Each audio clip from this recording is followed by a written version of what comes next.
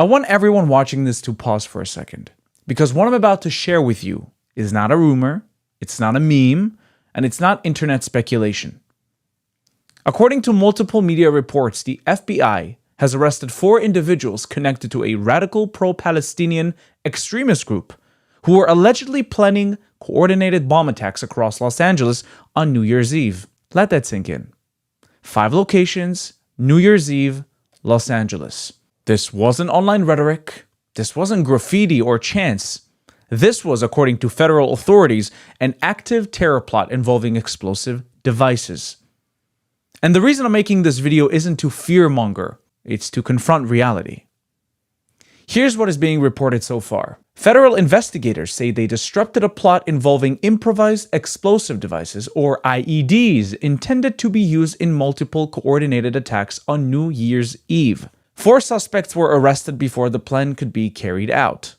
Authorities say the individuals allegedly identified with a radical extremist group aligned with pro-Palestinian ideology, and that the plot targeted densely populated areas during one of the most crowded nights of the year. Here's the latest report coming from the authorities of Los Angeles, of California. Let's watch. Thank you. Good morning, everyone. I'm Bill Asaley. I'm the head of the U.S. Attorney's Office for the Central District of California. Over the weekend, my office, along with the FBI, arrested members of a far-left, anti-government domestic terror cell who self-identify as the Turtle Island Liberation Front. The individuals were arrested on Friday, December 12th, when the group attempted to construct and detonate IEDs out in the desert. In addition to the arrests, we executed several search warrants throughout the nation. I want to thank our partners at the U.S. Attorney's Office for the Western District of Louisiana, U.S. Attorney Zach Keller, and the U.S. Attorney for the District of Massachusetts, Lee Foley, for providing valuable assistance over the weekend with a very complex and coordinated search warrants that were done. The charges we are announcing today stem from the defendants and their co-conspirators' detailed, coordinated plot to bomb multiple U.S. companies on New Year's Eve. Thankfully, that plot has now been foiled thanks to the hard work of the FBI and the Department of Justice.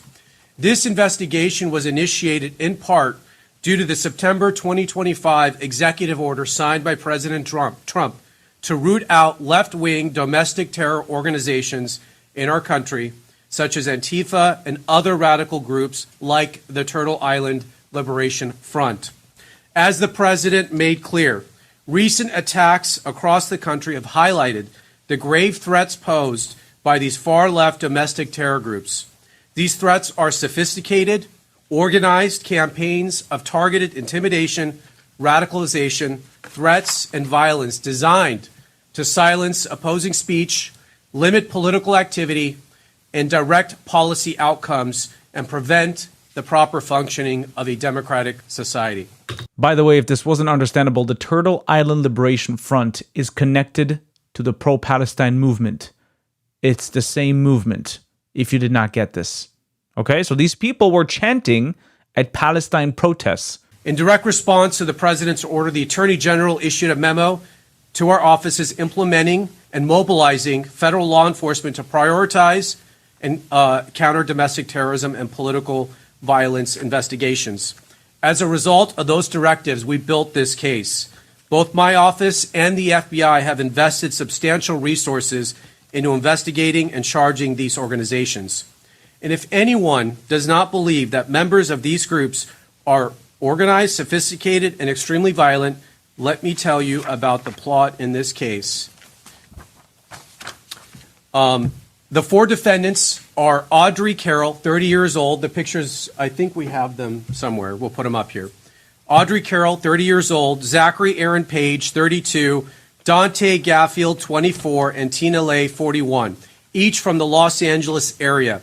Each is charged with conspiracy and possession of an unregistered destructive device in violation of Title 26, United States Code Section 5861D.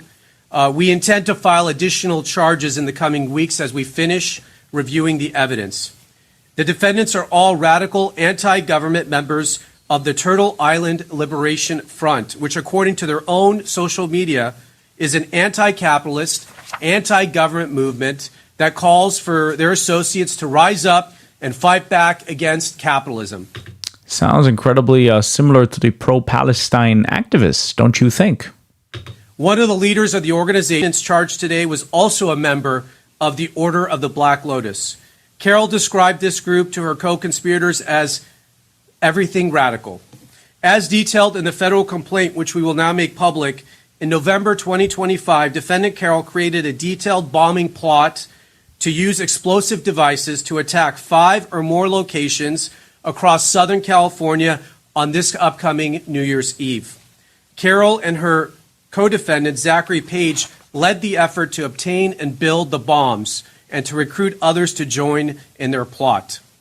Carol's bomb plot was explicit. It included a step-by-step instructions to build IEDs or improvised explosive devices and listed multiple targets across Orange County and Los Angeles.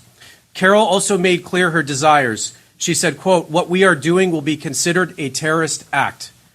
Carol and Page also discussed plans for follow-up attacks after their bombings, which included plans to target ICE agents and vehicles with pipe bombs. Carol stated that those plans would, quote, "take some of them out and scare the rest." Throughout early December, the co-conspirators discussed their plans during an in-person meeting in Los Angeles and through an encrypted messaging application. As part of the plan, the 4 defendants planned to build test bombs in the Mojave Desert. You're going to hear more details about the bombs they intended to build and how the operation went down in the desert here shortly from the FBI. This was not spontaneous. This was not emotional protest.